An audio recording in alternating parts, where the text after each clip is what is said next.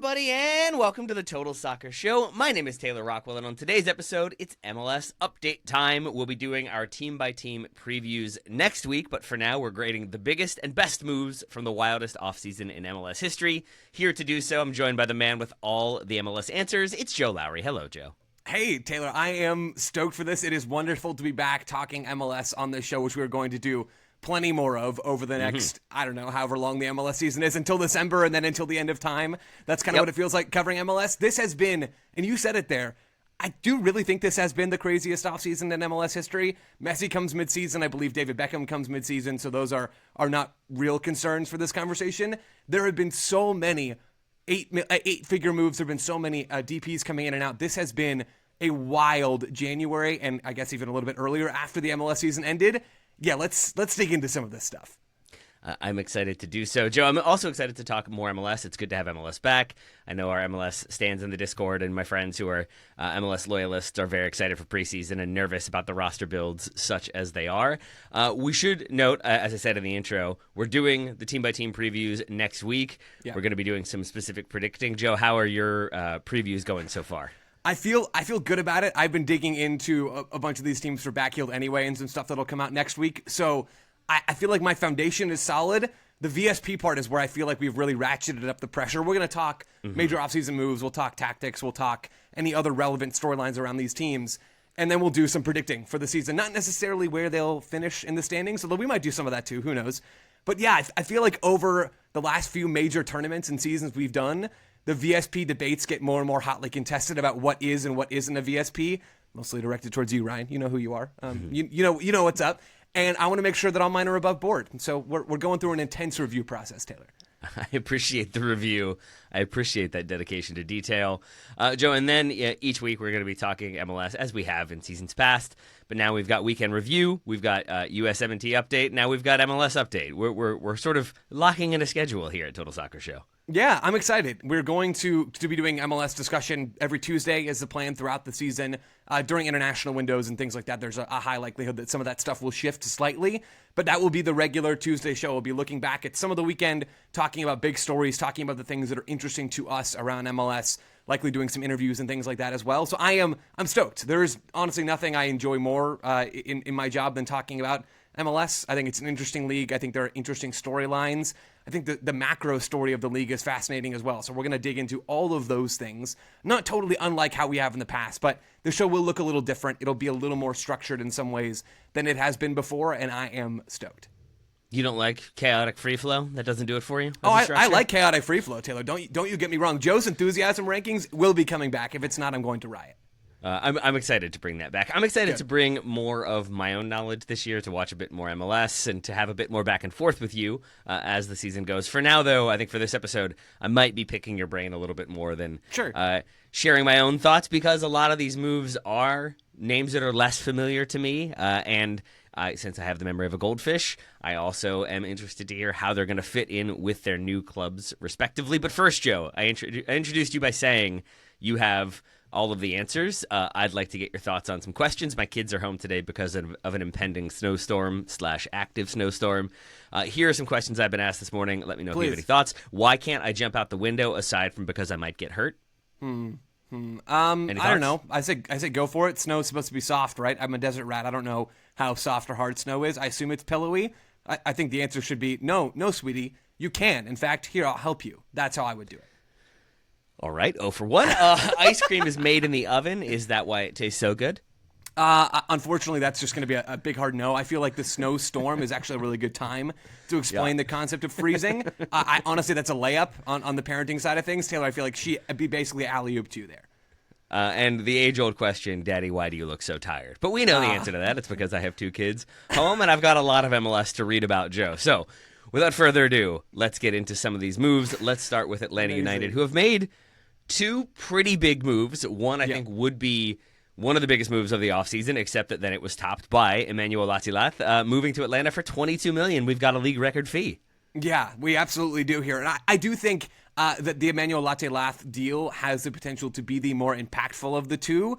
The Miguel Almiron deal is certainly the more heartwarming of the two, right? And they are both huge moves. In an offseason, it's reasonable to think that either one of these deals could be the most impactful or most interesting or most discussed move of the offseason. It kind of feels like Atlanta have buried all of their moves one on top of the other. Not that they have intentionally buried them in terms of a timing standpoint, but their offseason has been so transformative, where Chris Henderson's coming into the front office from Inter Miami. Ronnie Deila joins as the new manager, and he's got familiarity and a trophy in Major League Soccer. They trade for Matthias Klick from DC United, and now they've got an extra sort of DP on their roster in that he's still taking up a DP spot in DC, but is not in Atlanta, and I don't think is really a DP level player at this point in his career anyway, but is still a useful player. And then they break the MLS incoming transfer fee record that FC Cincinnati set by signing Kevin Denke, who we'll talk more about later, and then they signed Miguel Almiron. So it has been a transformative offseason for Atlanta. I love both of these moves. I like the Latte Lath one a little bit more because it feels a little safer. Maybe that's a weird thing to say about the most expensive player in MLS history, where expectations are going to be sky high. Coming in for $22 million from Middlesbrough, 26 years old. He just looks, Taylor, like a really good player. And I think he's got the profile of somebody who's going to be an elite number 9 in Major League Soccer. He has difference-making physical traits in that his speed jumps off the screen when you watch him. He is part of this identity shift in Atlanta. And you had asked me about this recently, Taylor, about how Atlanta used to be all about signing young, especially South American players as DPs and trying to flip them for a profit. And Almiron was the first and best example of that. And now they're signing players like Latte Lath, who are 26, and bringing Miguel Almiron back at 31. Latte Lath is emblematic of that identity shift for Atlanta in that they're signing more in prime, or at least older players. Almiron's not really in prime anymore, but you get the idea. But he's also emblematic of an identity shift on the tactical side, where, and I think we're seeing this around MLS, teams want to be the LA Galaxy. Teams want to be fast in the open field. They want to be able to target opposing defenses in transition, and they also want to be able to break them down in possession. But Latte Lath is lightning quick, and he is here to run in behind your back line, to make you drop the line, and to help Atlanta United gain territory. And that's what Almiron will do as well, even though he's lost a step now at 31. I love the Latte Lath deal. I think it's not quite a can't-miss signing, because no signing really is. But he was the top scorer at Middlesbrough each of the last season and up until this season. Super efficient scorer. Had scored in the top flight in Switzerland on a regular basis as well. He's put up goal numbers across multiple leagues. This just feels like a hit. So I'm going with an A on the Latte Lath deal and an A- for Almiron, who joins for $10 million. There are some concerns here. I'm not going to lie. There's concerns with every transfer, right? That's the name of the game. But at 31, he's not going to be the same player he was before, where he was probably the best open field transition player in MLS at that time with Atlanta United when they're winning MLS Cup in 2018. But he still should be really good. Taylor, he put up good numbers in the Premier League a couple of seasons ago, has not been super injury prone. That bodes well for Atlanta. He will still have some speed. He will also lean into other parts of his game that have improved since he left Atlanta United. He's a better on-ball presence than I think a lot of folks give him credit for. He can deputize at that 10 spot, though I do think he's going to be on the right wing more this season. I'm giving this Almiron deal an A- just because I think it is riskier than the Latte Lath deal, but an A is an A, man. I think this signing is going to hit. I think Almiron's going to be good. I think Atlanta United are almost certainly going to be good this year, and Latte Lath is probably going to be the best of the bunch. If I were giving grades, which I'm not, because I feel like with my tendency towards positivity with these moves, I think I would give most of these moves an A. I would say that I think both of these make a lot of sense. I think both of them make Atlanta better on paper, but I think also on the pitch. And the Almiron one especially, I think you're right, that even though he's not going to bring some of that explosive speed, some of that explosive attacking potential, I think there's still going to be so much ability there, so much familiarity with the city of Atlanta, with the vibes of the crowd. I just think it's going to work really, really well. It's going to generate some good PR, some goodwill right away, and then I think he'll back that up with performances on the pitch. So if you're giving both of those positive grades, Joe, what would you give the appointment of manager Ronnie Deila? I would give that, I don't know, maybe a B or a B+. I think it's a good appointment. I do think Ronnie Deila has a personality that rubs some people the wrong way, and that has been kind of a theme throughout his tenure. He talked earlier this offseason once he joined Atlanta that he left NYCFC because he didn't feel appreciated enough, and so he went over to Bruges, and folks at Bruges didn't really like him, both people that worked with him and from those that I've talked to, and people that are supporters of that club. He hasn't been at a team for very long, like ever, outside of I think his first job in Norway.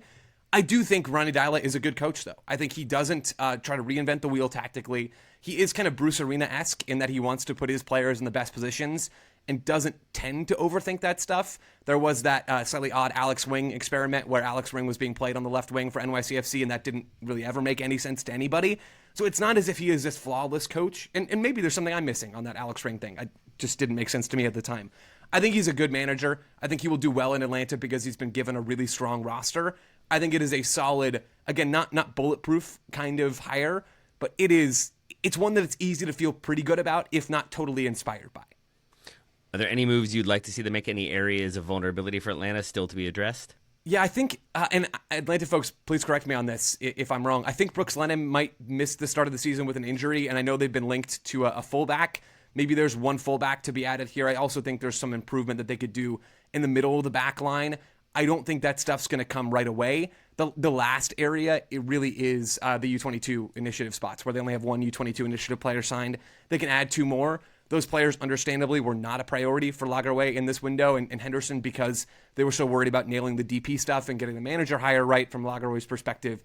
I would imagine those are going to be more summer moves, and it wouldn't shock me if they're academy players promoted into those spots. But if you're looking for low-hanging fruit in terms of where you can add to this roster, it's those 2 U22s. Joe said earlier that we're going to have more structure to these shows. We're going to follow more of a plan. We have a plan for today. I'm now about to deviate immediately because you mentioned signing Mateus Klick from DC while they retain his DP spot. They've also sold Teddy Kudibietro, Teddy KDP. Joe, if we are forming a list of teams that maybe we don't need to pay attention to as much because we don't think they're going to be good, not because they're a small market, not because there's not much interest around them from a fan base, but from they're not really going to be doing very much. Is this DC United tripling down on hit the ball to Christian Benteke and hope he does something? I mean, yeah. And to be clear, I don't think that's a bad tactical approach. Benteke is a dominant player. The problem is they had a supporting cast last year, and I don't think they've improved on that supporting cast at all. DC United, Kudipietro was probably their second or third best attacker, even though he took maybe a half step back last season. Wasn't a great fit for Troy Lissane's super vertical style. I think he's a player who wants the ball with his feet a little bit more, and now is going to suit up for the Colorado Rapids. And I really like that deal for Colorado, just about $1 million plus that they sent to DC United in real cash to get Kudipietro. DC United made a couple of moves this winter. They signed João Peglo, who was a former Brazil youth international that they seem to like a lot. They added a little bit in the middle of the back line. They completely overhauled their goalkeeping core, and they had the worst goalkeeping core in MLS last year based off of post-shot expected goals. So the idea is that there's some really low-hanging fruit there in goal, and you make a couple of moves around the fringes of the attack, and you really are a better team. I just don't buy it, man. They have one actual DP on their roster in Benteke. Klick is the other one. They're going with that 2DP 4U22 initiative model, and Benteke is the only guy who's a DP who's going to be playing soccer for DC United in 2025. I just don't think, realistically speaking, that the core is strong enough for them to go out there and be a team that can not rely on stars as heavily as some other teams in MLS. I don't think the attack is going to look great aside from Benteke. I'm still worried about the defense. And the goalkeeping pool is a question mark. Their starting goalkeeper is going to be a 21-year-old U22 initiative goalkeeper, Jun Hong from South Korea, which I think is a fascinating signing. And DC have almost certainly seen something in the data that they really like about him. But it's a dangerous game trying to predict goalkeepers and their success, especially as a young player. Yeah, DC are pretty darn close, if not at the top of my wooden spoon power rankings, Taylor. Yay! Another fun season for DC United supporters. You asked. I did. We're going to stay on the East Coast. I'm going to ask you about one more team. Let's talk Charlotte for a moment. Our own Ryan Bailey's beloved Charlotte FC. The Wilfried Zaha move is a fascinating one, largely because I think in seasons past, I think I've said this to you before, this would have been one of the biggest stories. It would have been front and center of MLSsoccer.com. It would have been a thing that they promoted all preseason because he's a name, because he is so talented, has done so much in his career, has played at such high levels for such big clubs. It would have been a huge deal, but with so many other moves, it almost feels buried at this point, and yet I still think it could be one of the smartest signings of any MLS offseason move. I think I agree, Taylor. And I promise people, there are other grades other than A's coming. I do have some moves that I don't love. We're going to get to that stuff. I'm going to say you didn't give DC United's offseason thus far an A. No, but I also didn't really expect that we were talking about it on today's show. So yeah, DC thumbs down. Whatever grade that equates to, that's kind of where I'm at. It's not even a grade. It's like I'm disappointed. It's just a thumb. It feels like we're more gladiatorial-esque when it comes to judging DC United. I'm going with an A- for Wilfried Zaha. Okay. This is an interesting deal for a whole host of reasons, not least of which is how it's structured. He's on loan from Galatasaray for a year. There's an option to extend that loan for 6 months. I love that, Taylor. He's 32 years old. What a low risk, like basically a flyer you're taking on Wilfried Zaha. And not that you want to be taking a flyer on your DP necessarily because there's so few high impact players in MLS that those need to hit for you, by and large, if you want to be really good. But there's a real chance that he does hit. And basically, you're not locked into a 4-year deal where you're going to have to paying Wilfried Zaha big money at age 36 or 37, where he is even further past his prime than he already is. I think this move gives Charlotte good flexibility for the future while also, getting close to maximizing them in the present. There are other concerns here too, besides the age at 32. He hasn't played well for Galatasaray. He hasn't. The loan stint to Lyon did not work out whatsoever for him. He seems to be bought in Charlotte. I think tactically he's a pretty good fit for that left wing spot for Dean Smith. Can play a little more centrally as well if needed.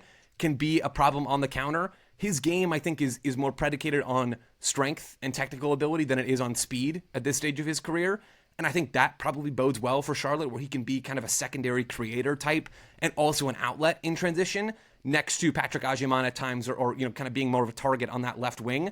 I think Christian Benteke's been excellent at MLS. Speaking of DC United, I think there's a really good chance that a former Crystal Palace teammate of Benteke's, who was really the star of that team, and whose game, again, it has a lot of physical elements to it, can be quite excellent in MLS. I think Charlotte are going to be a sneaky good team in the East this year. They were already good last year. They've gotten better this winter. I like this move a ton. I gave it an A-, not quite an A, but an A- because I think it is a very good, if not totally foolproof move. I think if I were giving it a letter grade, which I am not because I'm happy to go with yours, I think it's an A-. It might be a B+, and Sure. Some of that is more so like emotional than it is any sort of analytical analysis. But to reset, and correct me if I get this wrong, Joe, but the primary reason, or one of the explanations for how this move is able to occur, is because Zaha has already moved this season. He's already been registered by 2 European clubs because he was with Galatasaray, as you said. It doesn't go well. He goes to, I believe, Marseille in France. That also isn't going very well. But now, when he wants another move, you can't be registered by a third club in one, I believe, season in Europe, but you can still register in Major League Soccer, so he goes to MLS. And to your point about that motivation, that lack of consistency, that he hasn't been hitting that top gear, that is the only thing that would give me concern. Is this a move he really wanted? Was he excited to go to the United States? Was he excited for a new challenge and to be like the man and get a ton of coverage and like spotlight with Charlotte? Or is this I guess I'll go there because I need to play somewhere? Like, how motivated is he going to be? How up for it is he going to be? And I think those are things that we can't really know. You can buy the PR, you can buy the pictures, but it really will just come down to those first few games. Is he charging around trying to make plays? Is he looking disinterested? And I think it really will be like maybe it's a B+ for me right now. And then as soon as we see him do one pressing action or one sprint or one next level thing, I think that rises to an A pretty quickly. Well, and it's tricky, Taylor, with these to project these moves because, especially with someone like Wilfried Zaha and his age profile, the worst case scenario is totally on the table. Like he could come in and just not be bought in, and the decline has been sharper physically than I'm thinking it probably will be, and he could be kind of a nothing burger in that DP spot. I don't think that's the most likely outcome, and that's why I didn't give this move a bad grade. Or the other flip side is he could be dominant. He could be Christian Benteke 2.0 at a different position, and we could look like idiots for not immediately recognizing that from this show. So that's why this whole game is so hard, and that's why it's so fun. I think Zaha's probably going to be a really good player for Charlotte. I really like the offseason that they've had in general, bringing in Pep Biel back in on loan again as a non-DP this time. They've only got the 2 DPs in this team at the moment. Maybe they can add a third one in the summer. I imagine they're fairly tight against the cap given some of the moves that they have made so far. But I really, really like this Charlotte team. I think they're going to do quite well in the Eastern Conference, especially with some tumultuous waters up towards the top with Cincy and Columbus right now. I think Charlotte are poised to really push again for a home playoff game and maybe get that in the way that they didn't last year.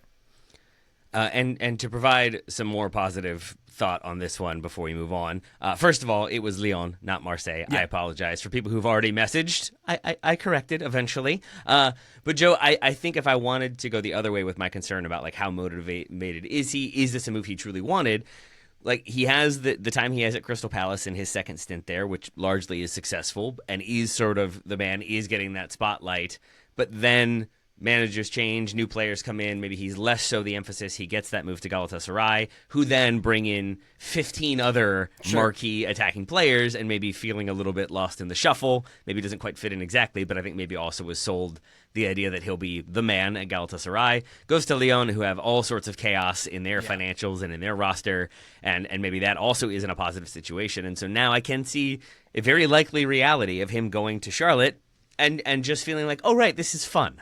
Like, just kind of rediscovering that, like, oh, this can be an enjoyable thing. It's not always a slog where everybody criticizes every single thing I do. People are hyped to see me. Oh, this step over work. And I think we might just see that sort of rediscovery of form that you sometimes see when a veteran player gets that move and maybe gets a new level of appreciation. So I would encourage Charlotte fans to be very supportive and hyped about Zaha and then see if he responds accordingly. Taylor, just like, oh, that step over worked is the perfect encapsulation of what it's like for some of these attackers to come to MLS, especially wingers, where I think fullback is probably the weakest position on average in this league. I like, oh, wait, hold on. I still have the ball? Like, what? We still get to do this? That is like the best thing ever. Oh, my word. I love that so much. I'm messy now? Okay, That's cool. crazy, Didn't know that was I the didn't case. even know about that. Wow. All right. So some A's handed out. We'll see if Austin gets an A when we come back shortly. Ooh. Welcome back to the Total Soccer Show. We continue to break down some of the biggest moves from the wildest MLS offseason to date. Joe, let's go to Austin, who have been quite busy. Let's start with their outgoings. Sebastian Driussi from Austin to River Plate, $10 million transfer for a 28-year-old attacker. It seems like the feeling amongst the Austin faithful is that he was a great player, but maybe not last season, and that return on investment is strong enough for this to be a very smart move. It feels like largely the response to this has been our front office is composed entirely of geniuses and things are on the right track. Yeah, I think that is a fair assessment, at least on the this move is awesome train. I do think maybe the honest response should be we should write River Plate a thank you note rather than our front office is absolute geniuses. But, I don't know the inner workings of how this deal got done. I do know that this is amazing business from Austin FC to get that much money and to open the DP spot, most importantly, right? Money is a weird thing in MLS because you can spend as much as you want on those designated players. And so it's hard to tell exactly how much owners are willing to spend and how much the specific dollars and cents on those DPs matters to them. It certainly seems like Austin have been willing to spend, given that they've broken their club record incoming transfer fee. And we'll talk about that 3 times in the last 2 transfer windows. But this is a phenomenal move from Austin. This was part of bailout winter in which a bunch of Central and South American clubs just came knocking on MLS doors and purchased slightly underperforming, if not majorly underperforming DPs from them for big money. That makes no sense. This is maybe the best example of all that, although Alan Pulido going to Chivas is right up there. This is phenomenal, A triple plus, whatever the highest ranking. I think this is like the move of the offseason as far as bailout winter goes. I love this deal. And it opened up that DP spot, most importantly, right? The money is important, especially if you're Anthony Precourt. I imagine that you do care about some of that stuff. But the ability to improve your ceiling by signing a new player to fill that DP spot when they're limited in this league is crucial. And Austin did exactly that. They had a DP spot open anyway, and they did fill that spot. And then they opened another with Driussi, and they filled that one too. So the incoming signings for them, Brandon Vasquez comes in from Monterrey on a $10 million deal, and Mirto Uzuni comes in from Granada in the second tier in Spain. They were just relegated, I think, this past season. Maybe it was the year before that. But he's played in both La Liga and in La Liga 2. 2 is almost certainly not right. Dos, La Liga 2. We'll keep it English, I suppose, around here. He's 29 years old, coming over for that $12 million fee. I do think there's a lot of value in general in finding players from the second division. And I think I like the Uzuni deal in general. He's 29 years old. He can play as a forward, a second forward, a striker, or a left winger, which I think is probably how Nico Estevez wants to use him, is as that left winger in a 4-3-3. We will see what that ends up looking like a couple of months into the season because he's not a natural 1v1 dribbler. He's much more of an off-ball mover and kind of a combiner than he is, I'm going to size you up and actually try that step over. Although maybe, who knows, maybe he discovers that secret sauce too on the left wing. I'm not going to say it's impossible. I think the Uzuni deal, even though it's a ton of money, it's their club record fee, $12 million for a player who doesn't have like the most insane pedigree. I think it's a fairly solid deal. I'll give that a B overall. It is not blowing my mind. And at 29, it's not like this absolute gimme. But I think he's going to be a good player for the Austin team if they can find the right role for him. The Brandon Vasquez move, Taylor, I think is really, really interesting. And I'll just go ahead and give my grade first on this. I'm giving this deal a B-. Maybe this is too harsh because He was a phenomenal goal scorer for FC Cincinnati back in 2022. That was a really good year for Cincinnati. He is a proven commodity in this league. He is not a consistent commodity in Major League Soccer. He's only had 2 seasons as a starter in MLS, and that was that 18-goal season in 22, and then only scored 8 goals the following year in 2023. And then goes to Monterrey and doesn't have a ton of success there, even though he does score some goals.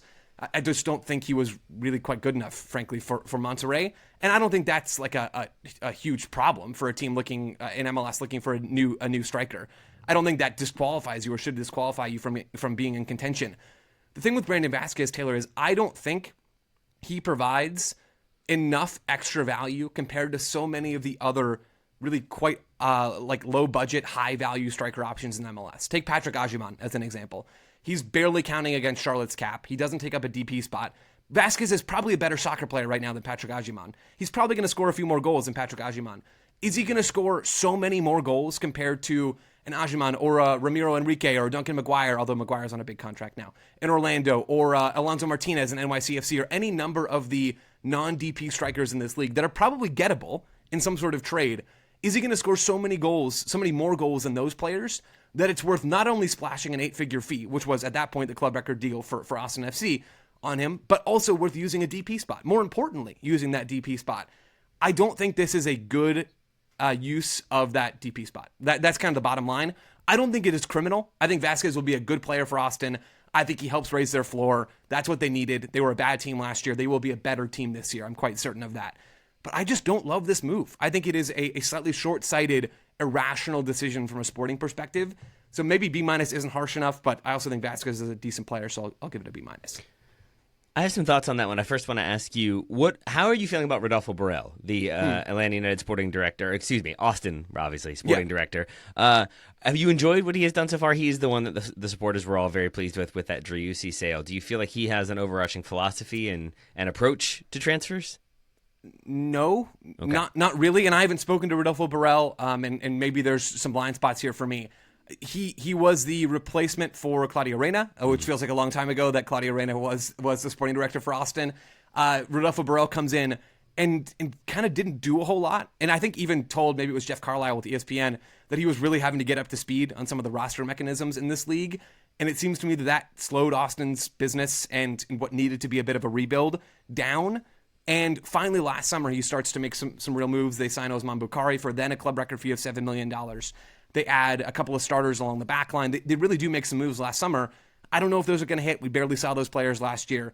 And then you come into this winter, and I don't love the Vasquez deal, and the Uzuni deal I think is probably going to be good, but I'm not totally wowed by it. So I don't know exactly what the philosophy is. I have not been inspired, to maybe to put it that way. That makes sense. I think if you were inspired, if you were more positive about him, then I think I would feel much more positive about these moves. Not that I feel fully negative, but I think you've made valid points. And the initial reporting on Brandon Vasquez was that Monterrey had canceled his contract and was basically released from any obligation. Which was wrong, by the way. Right. Just to be super clear, that was always wrong.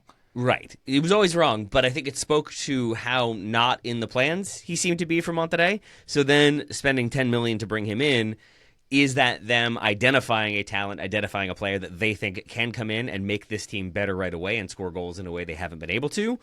Or is that them needing a big striker who has U.S. national team experience and whatever, we'll pay whatever it requires to get him, which, again, is a defensible move if that's what you want to do. It's just then on top of that to bring in Uzuni, and I think the sentiment that I saw amongst supporters online was basically, when it was initially rumored, was like, oh yeah, he's a guy who we were going for when we didn't have a striker. Now that we have a striker, we're not going to be in for him. And that was when their initial offer was rejected. Uzuni reportedly refused training, was trying to force through the move, and eventually the move does happen because they met his release clause. And so right there, it's like they spent $10 million on a guy who wasn't really in his team's plans, and their negotiating tactic was to meet a release clause for a second division striker or a second division attacker. That is seeing it through a very negative lens, but I just want to present that as a possibility because I think there are two worlds here, one in which they are sort of being a little bit scattershot and trying to make some things happen and trying to get up to speed. And there's another one in which they know what they want to do, they know how they want to build, and they have seen something in both of these players that justify the price tag. But those would be the questions I have. I tend to be very optimistic about new attackers coming in, especially if they are for a larger amount of money, because to me, that means MLS teams historically have been willing to just cough up that little bit more than they would have otherwise to bring in that talent. This season, with the way money has moved, with some of the cash transfers, it does feel like there has been more expenditure, and thus it's harder to kind of gauge what is good, what is medium, and what is bad. So you were A+++ on the Driussi sale, B- on Vasquez, and where were you on Uzuni? Uzuni, I think I had him at a solid B+. I think he's going to be a good player in this league. That might be a touch high. I guess one more quick thing on Austin. I know we got a lot more to do still. I think Austin, and I said this already, I just want to emphasize it, I do think they're going to be a better team this year. Their ceiling is higher, their floor is higher. Nico Estevez is a solid defensive coach and likes to use the ball as a defensive mechanism and also as an attacking mechanism. I think this team is going to be respectable. The concern is just, okay, you got better, no doubt about it. The concern is a team led by the DPs of Brandon Vasquez, Mirto Uzuni, and Osman Bukhari going to be good enough to win a trophy? Because at this point, all of your top roster spots are booked. Like you have the key players on this team.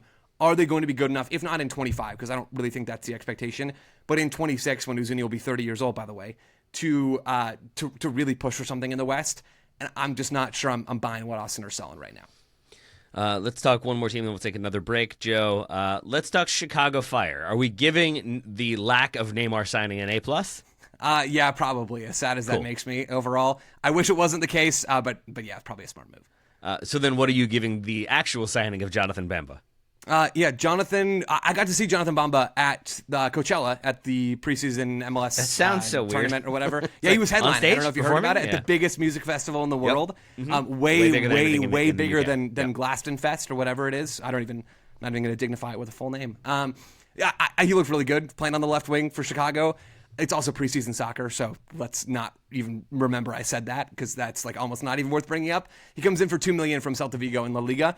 I do know that people in Chicago are pretty excited about him, and what else are they going to tell you, right? He's their one DP signing. Yeah, we whiffed big time on this. Yeah, one. No, he's not, dude. He's not it. We can't wait to get rid of him. I think smart people inside of Chicago are pretty excited about him. We'll see what happens there. He's got tons of experience at high levels across Ligue 1, where he was a part of that Lille title-winning team. And also La Liga, which is, again, where he's coming from. He has not been a regular goal threat in years, which is what's stopping me from making this like a straight-up A.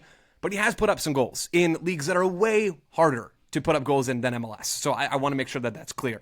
He has not been this consistent threat, but he is a threat in behind. He's good on the ball in tight spaces. He is somebody who can crash on the weak side and really make that hard run to the back post or as that accent runner towards the penalty spot. He's just a really well-rounded attacker. And I think that the $2 million price tag in some ways has kind of dampened people's excitement about this move because, let's face it, a $2 million move is not as exciting as a $10 million move. That's just how our brains work. That is not how soccer works, and that's a good thing for Chicago. I think he is going to be one of the better wingers in this league. I'm going to give this an A- and still say that Chicago's turnaround in general is still a bit of a question mark for me because they still have that one more DP spot open that it's seeming like they're probably going to hold until the summer. And I do think that limits their ceiling in a real way for 2025. I don't think they're anywhere near being a trophy contender still at this point, but I do like the Bamba move, and the Fire have gotten better overall.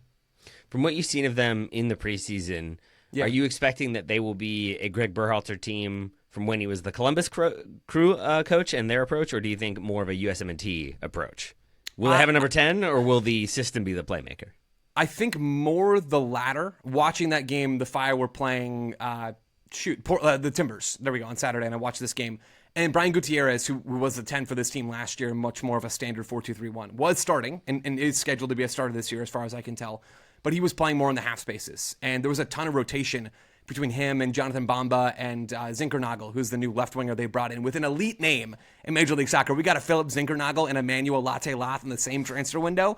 Unbelievable work from MLS teams. Just elite stuff. They were rotating a ton in the half spaces. There was not a dedicated 10 playing underneath the striker for Chicago. When I asked Greg Berhalter about his playing style and sort of what he was going to look like with this team or what the team was going to look like under him, when he was first announced by Chicago at his unveiling press conference, I asked him, like, what are we going to see? Basically the question you just asked me, Taylor.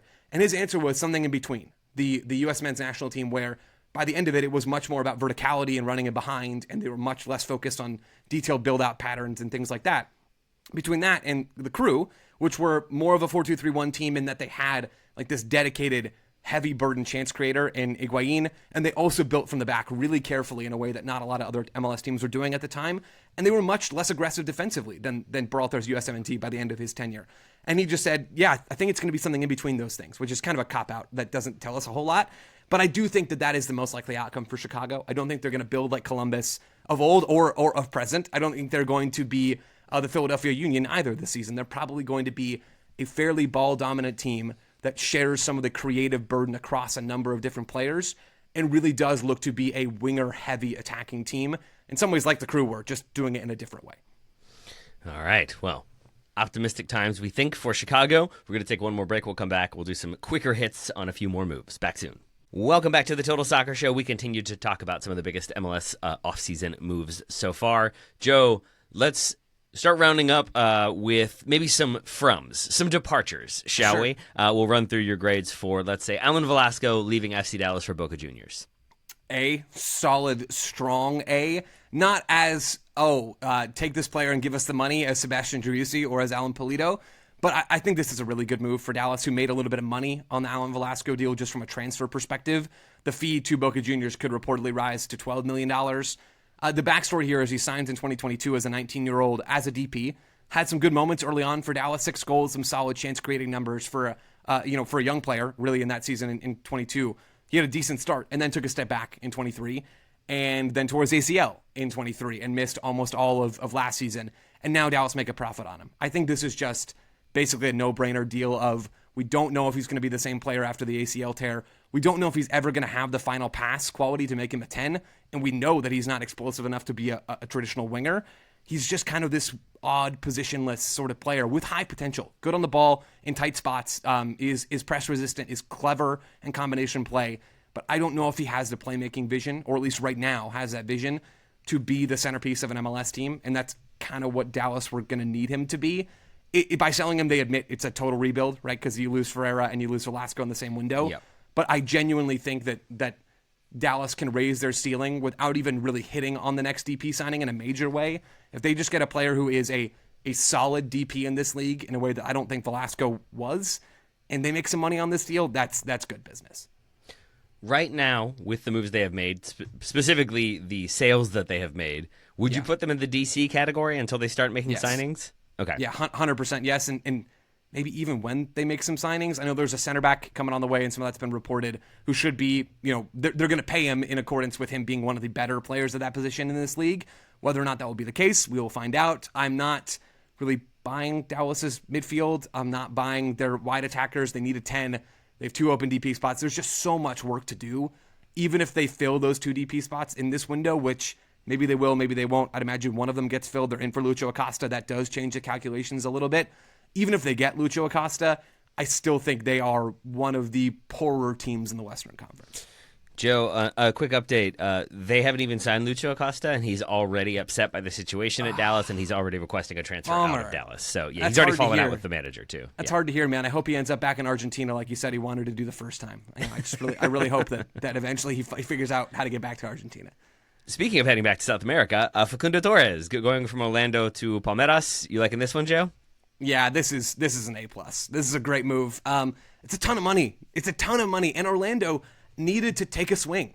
When they missed on Luis Muriel, they were locked into 3 DPs of Martino Heda, Muriel, and Facundo Torres. And it seemed like their ceiling with that group was exactly where they finished last year, which was 4th in the East, which was make a little bit of a playoff run and fall short of MLS Cup. That's kind of where this team has been for the last couple of seasons now. They needed something more. And getting rid of Torres for a bunch of money, even though he was a decent MLS player and probably like a 3rd DP level sort of player in this league, moving on from Torres allows them to take another swing. So I think this is a really good deal. He never hit double-digit goals in 3 seasons. Double-digit non-penalty goals in his 3 seasons in MLS. Never was an elite chance creator whatsoever, either as a 10 or as that narrow right winger. It was a necessary move for Orlando to have a real chance at a trophy in 25. So I give that move an A+. We don't have this one in the doc, but I'm going to toss it in quickly anyway to finish the Orlando conversation. They have since added that 3rd DP. They've replaced Facundo Torres positionally and with that spot in the roster with Marko Pasalic, who's coming over from his native Croatia, where he hasn't been super dangerous. He's got 10 goals in 3,400 league minutes over the last 18 months or so. So that's the last kind of full season and then the beginning of this season. is a super dynamic dribbler. Like, he pops when it comes to the ball at his feet going 1v1. Does not have much end product. I am concerned about that move. I don't know that I'm giving it a formal grade, but I'm worried, man. I don't think this is, wow, Orlando have gotten a lot better this winter. I'm not really sure if they've gotten better at all, and that's a concern. I like that move. I didn't know it had happened either. Go on. I feel like, I don't know why he's been on the radar. Maybe he was a TSS He was at Dortmund person for a while. Yeah, but he was at Dortmund and he played, what, like 2 once? minutes or something. Yeah, Maybe, something yeah, like exactly. So I can't tell if it's just because there was always hype. I think he was linked with a few different moves at various points. And now, has been in Croatia, to your point. But he was one who I think had so much hype and anticipation around. He's still only 24 years old. It makes me.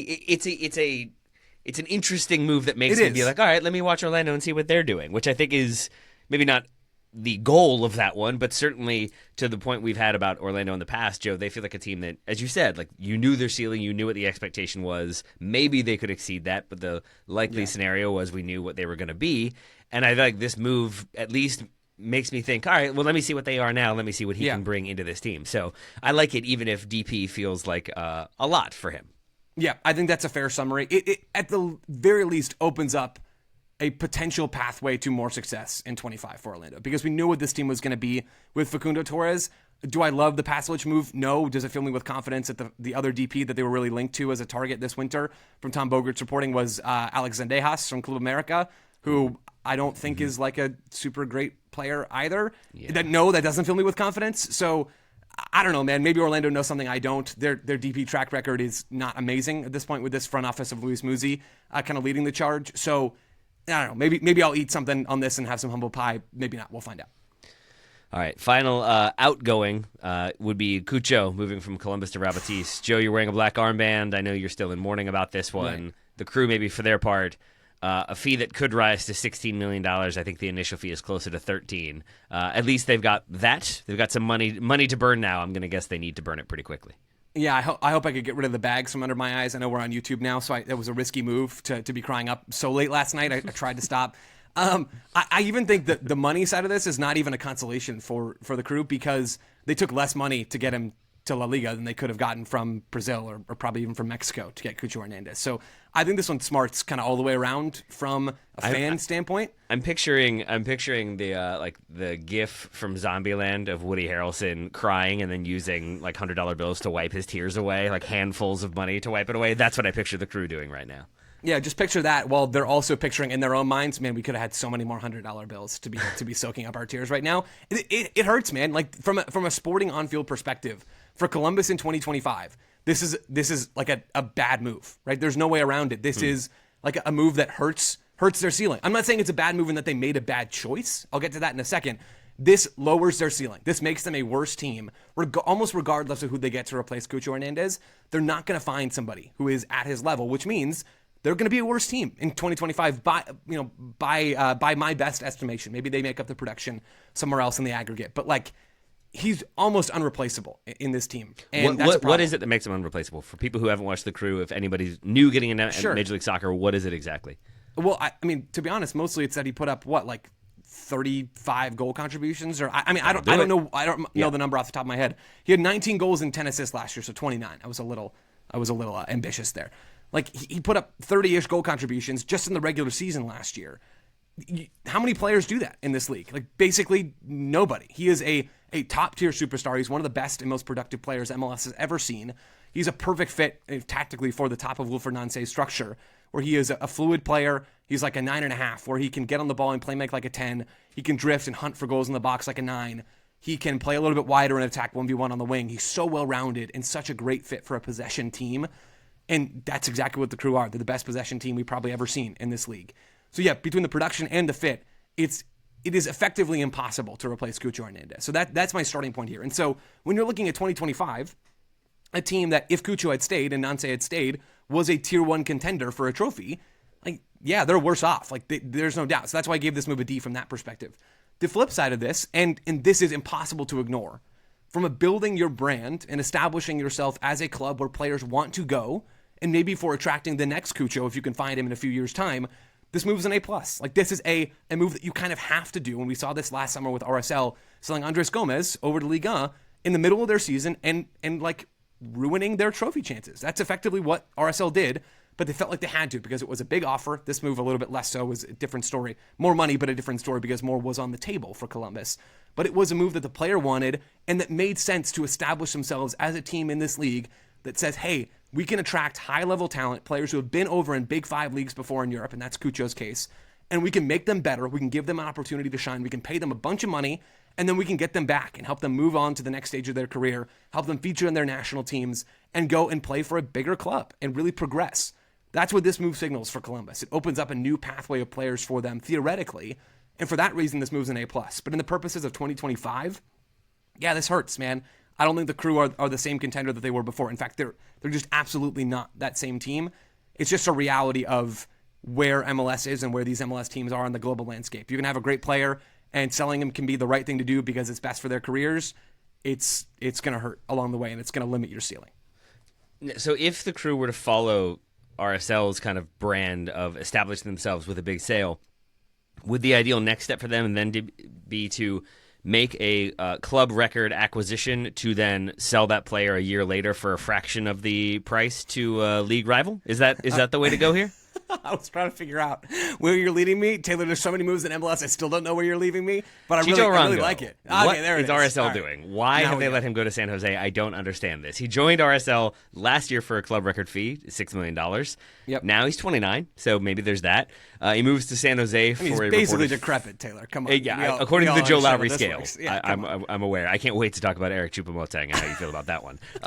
He should be in a retirement home, maybe. 29-year-old moves to San Jose, fee of $1.5 million in GAM, an international roster slot as well. I think those are the details I saw. Yep.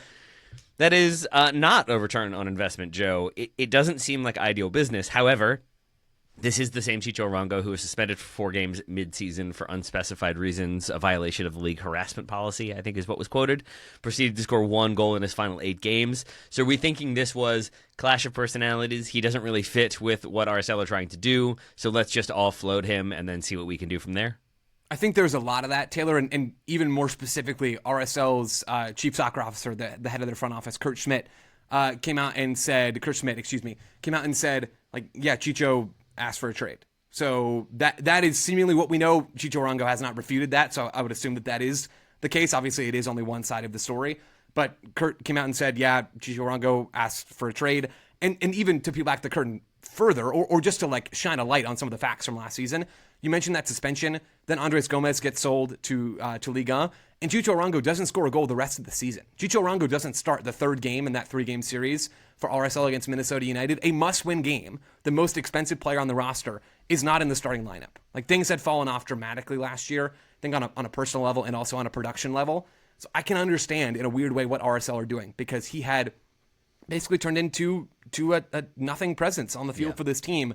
You would expect him to produce more in a team that has restocked a little bit back in that summer window and looks primed to be at least, if not as good as they were to start last season, to be better than how they finished last season. You would expect Arango to be a double-digit goal scorer, but he also opens up a DP spot for this team, and that's important, even though you got to eat some of the cost on that transfer fee along the way.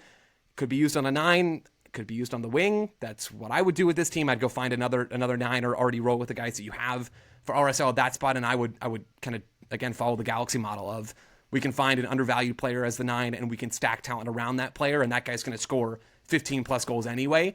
I don't hate this move for RSL because it kind of feels like things had moved past that point of no return already. So with that context, I'm not mad at this. Maybe a B on this move for RSL. It's not a great return. Like, that's the thing. This guy scored 15-plus goals from multiple clubs in MLS, and you don't get anywhere near a league record amount of allocation money back for him. That's the part that hurts, and that's a sign that his value had taken a hit around the league as well. For San Jose, yeah, you get a guy who scored 15-plus goals at 2 different MLS teams. Like, this feels good. This feels like an option that you have to revitalize his career a little bit for a super reasonable price tag.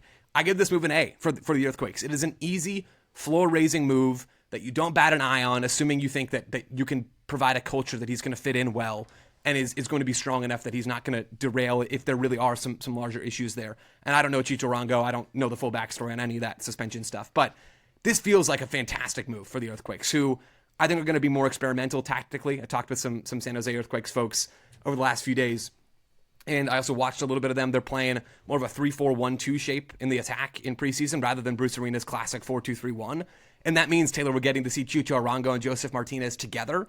And that team, with Christian Espinosa playing as that right wing back, I don't know if that's a great setup. I do know it's fun, and I do know I'm really interested to see how this Quakes team is going to play.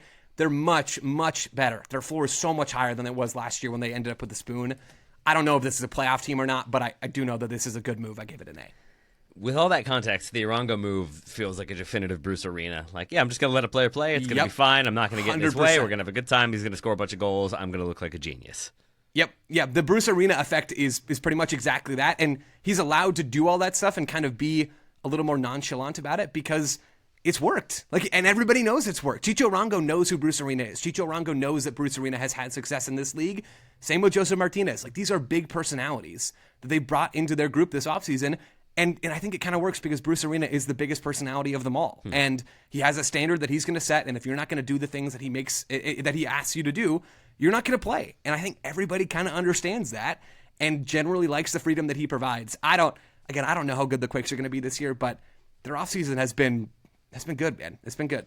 So what was the Arango grade then? I give it an A. Let's go RSL. San Jose. Okay. RSL, I would give it a B. I think it makes sense, and I understand why it was made, even though the return isn't amazing. And then an A for San Jose? Yeah. I like it. All right, let's go with inter-league moves then. Intra-league? I forget how it works. Dejan Joveljic moving to Sporting Kansas City. Galaxy received $4 million for the 25-year-old Serbian striker. Scored a lot of goals last season. I want to ask you about your thoughts on the Galaxy and what they're doing, but first we should focus on Joveljic to SKC. How are you feeling about that one, Joe? I give this move, maybe this is too harsh, and there's probably some context here that I don't have. I give this move a C+. Maybe I should give it a B- for the same Vasquez reasons as before. So the context here, there's a couple different things. SKC are in the midst of a multi-window rebuild. They had multiple DP spots to use this winter. Joveljic, I think, is the most interesting of the moves. They've also added Manu Garcia from Greece, former Man City academy fringe kind of player for a cup of coffee, basically. He's signed as their new DP number 10 and basically joined along with a teammate for about $5 million coming over from RS in Greece. Garcia is a fun player. Joveljic is the most interesting because he is the first intra-league cash trade deal in MLS history.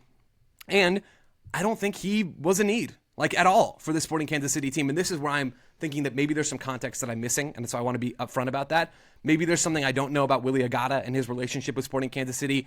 Maybe he's not going to be around for all that much longer. But Willy Agada was always kind of stuck behind Alan Pulido, which means that he actually wasn't stuck behind Alan Pulido because Pulido was hurt a whole bunch for SKC. So he's played plenty of minutes. He's been a starting player for this team, and he has produced at a per 90 basis at almost an identical rate to Dejan Joveljic. He has been a very good striker who is consistently undervalued and is on a cap-friendly deal for SKC. Again, in a league where you get 3 DP spots, using one of those on a striker to play over the striker that is on a good contract, that has been productive, that you already have, just doesn't make a lot of sense to me. That can be true. It can also be true that Joveljic is a better player than Agada. I think he is. It can also be true that Joveljic makes this team better. I think he does. All of those things can be true at the same time, especially on TSS, where 2 things can be true at the same time. This is all possible. I still don't like this move. Unless Agada is actively on the way out or there are legitimate locker room concerns with him, and maybe there are, and maybe I'm just not informed enough to know. That's quite possible. But from just a pure FIFA, there's no egos you got to manage and no personal sides of things you got to deal with. I don't think striker was a need, and I think this is a bad use of a DP spot. I'll give it a C+, let's say. What do you make then of the Galaxy's build so far? Puig out for most of the season, obviously with the injury. Joveljic gone. Marky Delgado, Gaston Brugman also gone. Jalen Neal shipped out to Montreal. I'm having a hard time seeing them committing to a sustained title defense. Yeah, it's tricky, man. There will be a piece up on Back Heel later this week about this very topic. I chatted with Greg Vanny and chatted with Will Kuntz about trying to repeat and the challenges of doing that when they didn't have a lot of cap space this offseason. They signed Marco Royce last summer, and things got real tight real quick. And then you lose Ricky Puig in the Western Conference Final. Also, Joe Paintsel now is going to miss, according to Tom Bogert, the first maybe 6 weeks of the season with an injury. It's tough, man. There's an anecdote in that piece from Will Kuntz where he talks about how difficult it was for them to go back to the table to renegotiate a deal with Maya Yoshida, their captain, their kind of stalwart center back who came in even when the Galaxy, I think Will Kuhn said, like, when we were on fire, basically, he comes into this team and he plays basically every minute last year, is the captain, leads them to an MLS Cup, celebrates, lifts that trophy. His contract expires. The Galaxy want him back. He wants to come back. And Will Kuhn said, I was embarrassed at the offer that I could give Maya Yoshida. Like, that was the word I used to Maya, was I was embarrassed about what I put on the table. I felt gross putting it on the table.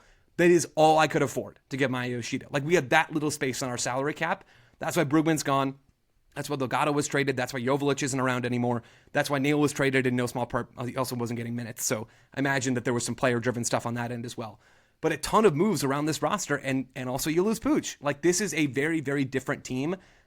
At the same time, Mocha Royce is a pretty darn good deputy for Ricky Pooch. He's all right. They have added, I think, some really fun players in central midfield. They've signed a U22 player from South America, Sanabria. I don't have the first name down in front of me. They've also signed Elijah Winder from Louisville City in USL, who I love and I think is a really, really smart addition for this team. And they've also traded for Christian Ramirez, and they've also added another young forward from South America. The Galaxy are a really smart team. Their defense is going to be way better than it was for the beginning of last year because Amiro Garces and John Nelson are going to be starters, and their depth is legit. So I don't know. Let me rephrase. They are not the trophy favorite in the Western Conference. I still think that's probably LAFC at the moment. But for me, they're still in the top tier, right along with LAFC and Seattle, even though they will not be as good this year as they were last year. I think the Galaxy are a good team, if they're a smart team, and I think they've dealt with the cap challenges that, granted, they gave themselves by going for Royce in no small part. But I think they've dealt with the cap challenges that come from being a team that really pushes the limits in this league basically as well as you can. Final couple of moves to discuss, Joe. Quick hit style. Anders Dreyer to San Diego FC will stay in California. What grade are you giving this one?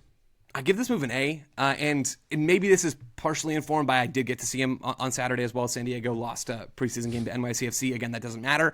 But it was sort of like helpful for me to see him in the structure of this San Diego team. Then it was a B for Dreyer, Joe Sum. Then it was an A. Joe's like, hey, it's an A now. Yeah, it's fine. It is. My grade is an A.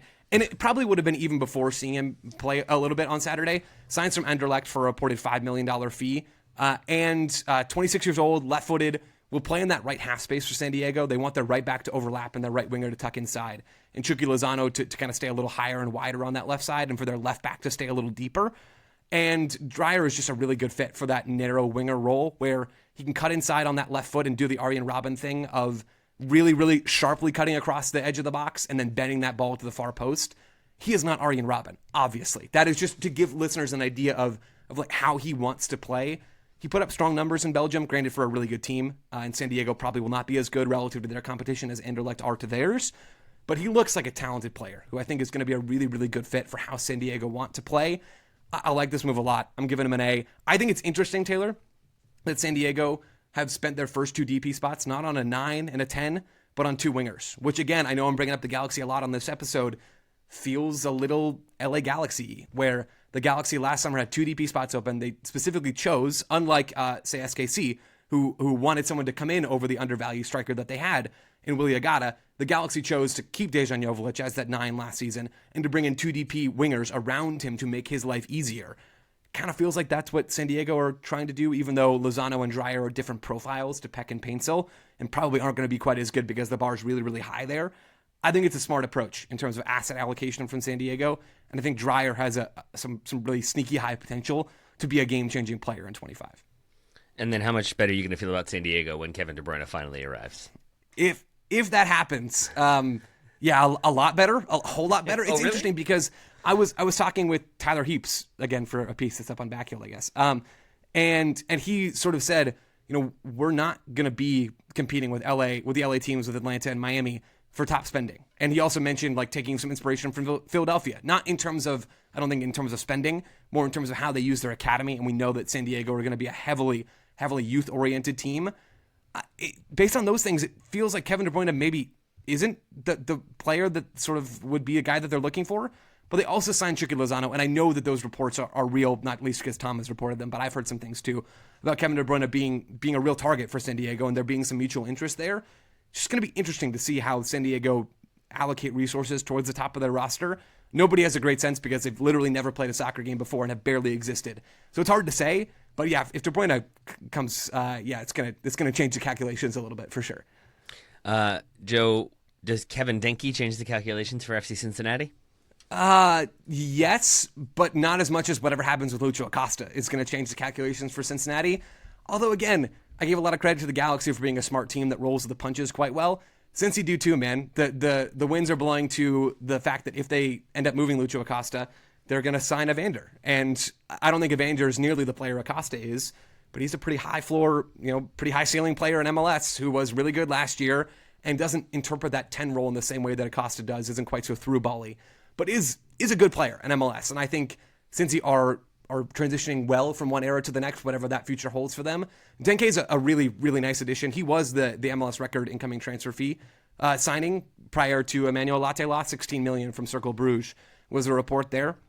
24 years old, just entering his prime, won the Golden Boot in Belgium last year, was in the 87th percentile among strikers in the top flight in Belgium in non-penalty XG, is a physical force, impressive strength, good mover in the box, looks like just a really nice goal scorer. Like, if you're going to decide, I think, to spend a lot of money on a DP striker, you want them to be so clearly above a lot of the other options that you have, right? And that's an obvious thing to say, but I bring it back to the Vasquez point I made earlier on, like, DP theory in this league and some things that I think about a lot. Vasquez, I don't think, is so clearly that kind of player. I don't think Joveljic is so clearly that kind of player. The thinking for Atlanta with Latte Lath and the thinking for Cincinnati with Denke is that these are legitimate superstar talent sort of players. And whether they will be or not is hard to say, but these are players that can do more than just be reliant on others for service. They can start to provide some looks for themselves and create their own shots. And if Denke is that kind of player, yeah, he's probably worth the money and he's probably worth the DP spot. I like this move. I ended up giving it an A. We'll see what it actually looks like. Will it go better than the Aaron Bupenza signing? I mean, almost certainly yes. If there's a bar fight, Taylor, then I'll take it all back. Fight, but yeah. I think bar fight, well said. I think this move is almost certainly going to be better. Final one that is exciting and also a little bit confusing stylistically. Eric Maxim Choupo-Moting to New York Red Bulls. Proven goal scorer, though I don't think he's played a ton of minutes and scored as many goals in the last 18 months or so, but has been around Europe, has scored plenty of goals, has played in numerous international competitions. At the same time, I don't think of him as a fleet-of-foot, high-pressing style attacker, which is what I do tend to think of the Red Bulls being. So how are we grading this one, Joe? I'm giving this grade a C, but not for the reason that I think you're leading me to. And I think this is a really interesting discussion point, so I'm glad you took us here, Taylor, on the style for the Red Bulls. The Red Bulls have the brand, even still in MLS, of being a crazy high-pressing team. That is really not what Sandro Schwarz wants to be. He spent the beginning of last year trying to make them into a much more patient possession team. The Red Bulls did not really press like at all last year. They were much more of a mid-block transition team when they did try to go quickly. They did not disrupt a lot of teams in the final third. Yes, they press from time to time. And yes, they still have the ability to flip that switch. But Schwarz, I've asked him about this before, and he said publicly, like, we want to be a team that uses the ball a little bit more. Paraphrase, but you get the idea. I think within that framework, Eric Maxim Choupo-Moting does kind of fit the style. Mm-hmm. Does he fit the profile of a game-changing DP in MLS? That I'm much less sure of, and that's where the C grade comes in for me. He's 35 years old. Yes, he scored goals. It's pretty easy to score goals as the backup number 9 at Bayern and PSG when you're coming into games late when other teams are throwing numbers forward because they're trailing against Bayern and PSG, because that's what everybody does against Bayern and PSG is trail, and you're coming in and just mopping up some goals on the break or mopping up a few goals against a tired defense. He also hasn't played more than 1,200 minutes in 6 years. Taylor, 6 years. That could be a good thing because he doesn't have the miles on his legs that you would expect from a 35-year-old. That's totally possible. It could be a bad thing because he's just not got a lot of reps and is not used to the rigors of playing 90 minutes. He is physically imposing, and he will, you asked me about will Denke do better than Bupenza. Eric Maxim Choupo-Moting will do better than Dante Van Zier, who scored a grand total of 6 goals over 2 seasons, also got suspended along the way in his first year, I think, with the Red Bulls, and was basically a non-factor on the field for this team. Choupo-Moting will be better than that. Will he be an amazing DP? I don't know, man. In a world where the Galaxy got Marco Reus on a non-DP contract at a similar age with a better playing profile, I know different positions. Like, this kind of stings to have to use a DP spot on Choupo-Moting. As a non-DP, I'm in, man. I'm sold. I think he could be a good striker in this league. Is he going to be on the field often enough at age 35? Is he going to be a difference maker? Maybe. I'm just skeptical, man. I'm skeptical about this one. So it's a C as a DP. If it were a TAM signing, would that elevate the A grade plus. then? Yeah, okay. I think he is He's physically imposed. Another player I saw on Saturday. So but this one Did he defies also the wink at Joe will boost. He's did great wink. if he sees you in person. He didn't improve. He's physically imposing. He's got soft feet. Like, he is good with his back to goal. He could be a problem. I can really picture a world in which Eric Maxim Choupo-Moting is a problem when he's on the field. Just the huge question I have is he going to be there often enough? And when he's a TAM guy, when he's not a DP player, that's a like ATM machine. When he's not a designated player, he would be, I think, a really, really good signing. And you don't have to worry so much if he's on the field all the time. You want him on the field, but when he's a DP and you only get 3 of those, man, you got to be on the field. And I just don't know. All right. Well, that is maybe not quite as quick of the hits as I was anticipating, but that's on brand for both of us. Joseph Paintsel Lowry, I appreciate all of your work today and your self-name for the day. Is that in honor of our injured previously discussed player? Yeah, just gotta pay respects to Joseph Paintsel, who raps in his free time, who has a twin sister named Josephine that he consults on literally all of his big life decisions. Wow. Is one of the best characters in MLS. Shout out to Joe Paintsel. Great first name, great player, great character. He also has a brother named Joosevelt. Little known fact. I hope so. I desperately hope so. I hope it was triplets all along, man. That's what I need. I need that to be true. Well, Joe Lowry, thank you for bringing the knowledge today. I look forward to talking more MLS. I look forward to doing the previews and doing all the research that goes into that. I'm going to go do that now and stop talking, but thank you again. Thanks, Taylor. This was fun. Listeners, thank you all as well. Talk to you soon.